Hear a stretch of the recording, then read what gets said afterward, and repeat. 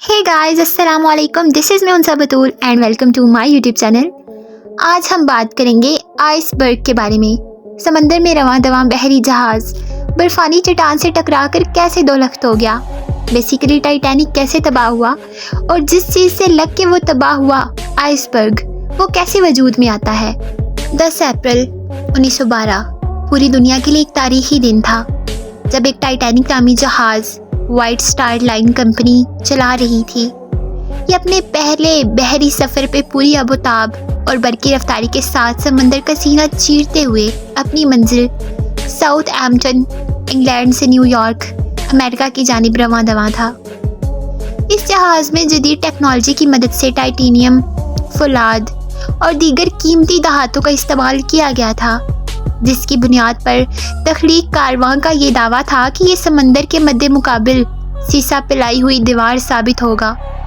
गोया ये बहरी जहाज़ नाकाबिल तस्खीर तस्वर किया जाने लगा, लेकिन माहरीन का ये दावा उस वक्त रेत की दीवार की तरह ज़मीन बोस हो गया जब इस मुस्तहिकम जहाज़ को 400 मीटर की दूरी पर शुमाली बहरे कानूस में जनूबी न्यूफाउंडलैंड कनाडा के करीब एक तैरते हुए न्यूहैकल तैरती हुई चट्टान से टकरा गया, जो इतना शदीद था कि जहाज़ मुतज़लज़ल होकर दो लख्त हो गया और देखते ही देखते समंदर की तह में हमेशा हमेशा के लिए गर्क हो गया।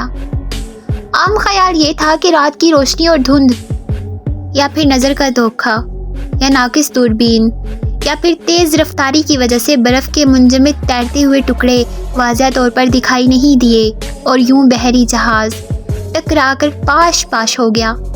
लेकिन ये सिर्फ कयास आराइयाँ थी।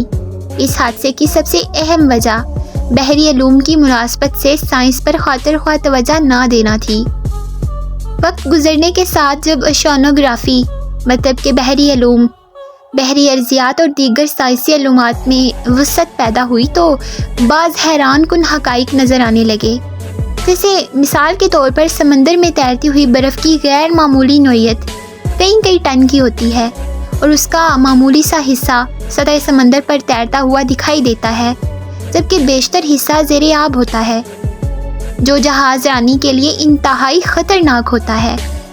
चुनांचे टाइटैनिक के हादसे के बाद तहकीक की जुस्तजू ने इंसानी जहन को जला बख्शी, जिसके नतीजे में सबसे पहले ये हकीकत दुनिया के सामने आई कि ये तैरते हुए बर्फ़ सिर मजबूत, लामहदूद और लोहे की तरह सख्त बर्फानी चट्टान होती है, जिससे बहरी हादसे जन्म लेते हैं। चुनांचे मुतफ़िका तौर पर साइंसी हलकों ने बहरी अलूम की मुनासबत से उस तैरते हुए बर्फ़ की चट्टान को आइसबर्ग का नाम तजवीज़ किया, यानी तैरता हुआ बर्फानी चट्टान। आइसबर्ग का जन्म और डेरिवेटिव दोनों ही कदीम ख़तए ग्लेशियर से वाबस्ता होते हैं। गोया आइसबर्ग और ग्लेशियर दोनों की ही तर्ज़ तख्लीक एक ही तरह की होती है। बाज़ कायनात का आबी चक्र इसी वजह से पिघलने पर मीठा पानी बहा करते हैं। फिर ये कि दोनों ही नीले रंग के नज़र आते हैं, जिसकी वजह ये होती है कि ग्लेशियर के जिस्म से जन्म लेने वाला आइसबर्ग सफ़ेद रोशनी की कुछ सुर्ख हिस्सों की तवीली मौजें मतलब कि लॉन्ग वेव लेंथ है वो वहीं रहता है, लेकिन आइसबर्ग उसी से जन्म लेकर वहाँ से चला जाता है, यानी कि वो अपने मकाम से समंदरी माहौल में चला जाता है, लेकिन खिताए ग्लेशियर की हदूद में खुले समंदर में तैरता हुआ नज़र आता है। यहाँ ये बात याद रखने की है कि आइसबर्ग को जन्म देने वाला ग्लेशियर अक्सर सर्द खितों में पाया जाता है, जहाँ का दर्जा हरारत नुक्ता अंजमद 93.3 डिग्री सेंटीग्रेड तक रहता है। ग्रीनलैंड शुमाली निस्फ कराए में ज़्यादातर आइसबर्ग ग्रीनलैंड से टूटकर वजूद में आते हैं, जो डेनमार्क का खुद मुख्तार इलाका है। बाज़ औक़ात ये लहरों की मदद से बहकर शुमाली अटलांटिक में पहुंच जाते हैं। पैदाइशी मकाम पर ग्लेशियर के दो हिस्से होते हैं, ज़ेरी हिस्सा और बलाई हिस्सा। उसके ज़ेरी हिस्से में वादी होती है जहाँ खासी गर्मी यानी नुक्ते पिघलाव होती है, यानी कि बहुत ज़्यादा गर्मी होती है वहाँ पे। इसी वजह से ग्लेशियर का ये हिस्सा पिघलता रहता है और मुख्तलिफ दरियाओं को जन्म देता है, लेकिन उसके बलाई हिस्से में सारा साल बर्फ़ के अंबार रहते हैं। جس کی وجہ سے یہ حصہ کلیونگ زون میں چلا جاتا ہے۔ اس کے باعث برف کی اندرونی سلماتی ساخت کے گرد ایٹمز کے درمیان بندشی قوت کمزور ہونے لگتی ہے اور وقت گزرنے کے ساتھ اس کے جسم میں نیٹ ورک آف فیکو ہر طرف پھیل جاتی ہے اور اسے کھلے سمندر تک پہنچا دیتے ہیں، جہاں وہ کھلے سمندر میں تیرتا ہوا نظر آتا ہے۔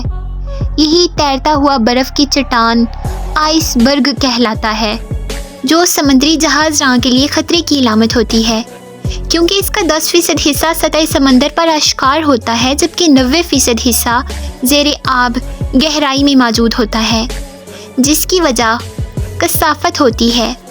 برف کی کثافت 0.92 گرام پر لیٹر ہوتی ہے، جبکہ پانی کی کثافت 1 گرام پر لیٹر ہوتی ہے، جبکہ نمکین پانی کی کثافت 1.03 گرام پر لیٹر ہوتی ہے۔ اس کا مطلب تو یہ ہوا کہ آئس برگ 90% سمندری پانی کے نیچے ہوتا ہے۔ دوسری طرف آئس برگ ٹھوس ہوتا ہے لیکن پھر بھی پانی میں نہیں ڈوبتا، جس کی وجہ سے اس کا پانی کے مقابلے میں کم کثیف 9% ہوتا ہے۔ برف میں سالمات آپس میں اتنے پیکڈ ہوئے نہیں ہوتے جتنا کہ مائع پانی میں۔ آئس برگ میں یہ صورتحال درجہ حرارت میں تبدیلی کی وجہ سے رونما ہوتی ہے، جس کی وجہ قلمی نظام میں ازاثر نو تربیت ہوتی ہے۔ جب مائع پانی 0 ڈگری سینٹی گریڈ پر منجمد ہو کر برف یا آئس برگ میں تبدیل ہو جاتا ہے تو پانی کی سلامات کا مثبت پہلو پانی کے سلامات کے منفی پہلو سے منسلک ہو کر ایک خاص قسم کی باؤنڈرنگ تشکیل کرتا ہے، جیسے ہائیڈروجن باؤنڈرنگ کہتے ہیں۔ اس بندش کے نتیجے میں ایک 3 رخی یعنی ہیگزاگونل کرسٹل وجود میں آتی ہے، جو کہ شہد کی مکھی کے چھتے سے مشابہت رکھتی ہے۔ اچھا، اب اگر ایسا کیا جائے کہ کھلے شہد کی مکھی کے چھتے کا برف یعنی کہ آئس برگ کی قلمی ساخت سے موازنہ کیا جائے تو مائع پانی کے مقابلے میں ان کی سلماتی ساخت کم کسے ہینڈل کی طرح ہوتی ہے۔ یہی وجہ ہے کہ آئس برگ پانی کے مقابلے میں 9% کم کثیف ہوتا ہے، یعنی کہ آئس برگ پانی کے مقابلے میں 9% لیس ڈینس ہوتا ہے، جس کی وجہ سے آئس برگ سمندر پر تیرتا ہوا نظر آتا ہے۔ یہ ٹھوس مائع حالت کے درمیان غیر معمولی تعلق کو ظاہر کرتا ہے، ورنہ زیادہ تر مادوں میں ٹھوس حالت زیادہ کثیف یعنی کہ مور ڈینس ہوتے ہیں اور پانی میں ڈوب جاتے ہیں۔ سمندر میں آئس برگ کی شاخت کے حوالے سے اس کی جسامت اور اشکال کو بڑی فوقیت حاصل ہوتی ہے، جس کے لیے ضروری ہے کہ سمندر کی سطح پر آئس برگ کی بلندی 16 فٹ اور دباغت 164 سے 198 فٹ ہو، اور ساتھ ہی 5382 فٹ کا علاقہ آئس برگ کے محیط میں ہو۔ جسامت کے ضمن میں اس کے 2 پہلو کو مد نظر رکھنا ضروری ہے۔ پہلا پہلو سمندری برفانی تودے یعنی کہ برگیبٹس کے حوالے سے بحری سطح پر سامنے آتے ہیں، جو کئی ٹن کی آئس برگ کی شکست و رخت کے بعد حاصل ہونے والے درمیانے دوہیکل برف کے ٹکڑوں پر مشتمل ہوتے ہیں، جو سطح سمندر سے 3 فٹ لیکن 16 فٹ سے کم، اور اس کا محیط علاقہ عام طور پر 3229 اسکوائر فٹ ہوتا ہے، جبکہ اس کے دوسرے پہلو کو خطرے کو اطلاع دینے والی آواز کی طرح کا آئس برگ ہوتا ہے، جسے گراولرز کہتے ہیں۔ یہ آئس برگ کے ذیلی ٹکڑے ہوتے ہیں جس کی جسامت ایک ٹرک یا پیانو کے مساوی ہوتا ہے۔ کچھ آئس برگ جو انٹارکٹیکا میں پائے جاتے ہیں وہ سسلی میں اٹالین جزیرے سے بھی بڑے ہوتے ہیں، جبکہ یہ شکل کے حوالے سے ٹیوبلر یا نان ٹیوبلر طرز کا پایا جاتا ہے۔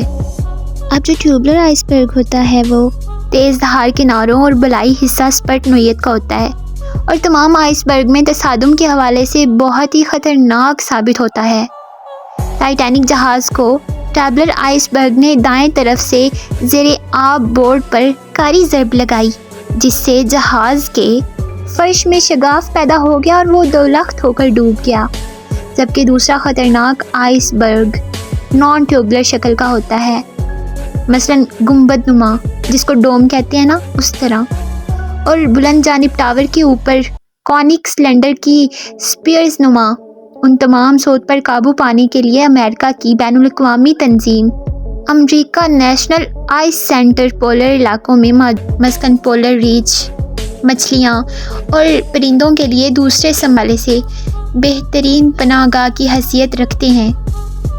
یہاں موجود بحری حیات آئس برگ کے نیچے موجود الجی کو خوراک کے طور پر استعمال کرتے ہیں اور نہ صرف زندہ رہتے ہیں بلکہ پیداواریت میں بھی اضافہ کرتے ہیں۔ یہ آئس برگ بحری زندگی کے لیے اطراف میں موجود پانی کے ذریعے غذائیت مہیا کرتا ہے جو ان کی بقا کے لیے مؤثر ثابت ہوتا ہے۔ مارچ 2000 میں ناسا انٹارکٹک سے جنم لینے والے سب سے دھویکل آئس برگ کے بارے میں یہ انکشاف کیا گیا کہ 300 کلومیٹر طویل، 40 کلومیٹر چوڑے اور 4250 اسکوائر میل کے علاقے میں موجود پایا گیا، جو پولر آئس برگ کے پگھلنے اور سطح سمندر کی بلندی، اضافے اور کمی کی اعداد و شمار اور بحری حیات پنامیوں کی پدوباش اور پیداواریت کے حوالے سے یہ صدیوں تک اپنا مثبت کردار ادا کرتا رہے گا۔ If you like it, do subscribe and stay tuned. اللہ حافظ۔